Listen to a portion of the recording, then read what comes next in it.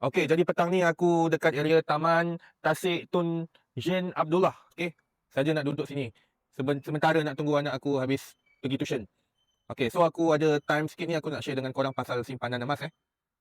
Ada satu benda yang pelik pasal emas ni. Ramai orang tak tahu dan ada juga yang dah tahu tapi tak kongsi dengan orang lain. Okey, jadi emas ni sangat ajaib ya.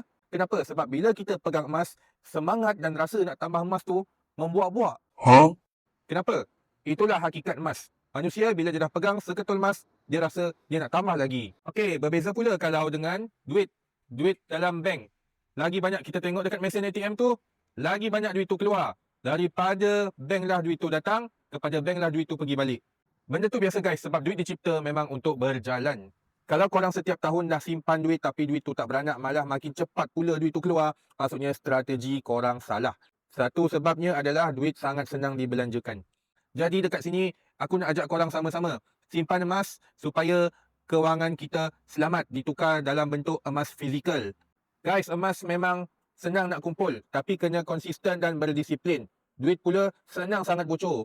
Sebab itulah sekarang ramai dari kecil sampai yang dah pencen tetap kumpul emas. Nice. Okey, dengan Public Gold, korang boleh simpan emas serendah RM100 saja. Bukan setakat emas, perak pun boleh. Dan yang paling bagusnya Public Gold ni, korang boleh keluarkan nanti emas tu dalam bentuk barang perhiasan. So, aku nak ajak korang semua simpan emas sebab dengan Public Gold, korang akan dapat bantuan berterusan.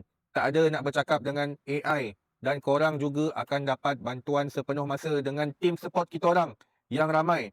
Kalau korang rasa video aku ni bermanfaat, sudi-sudikanlah share pada kenalan korang yang lain.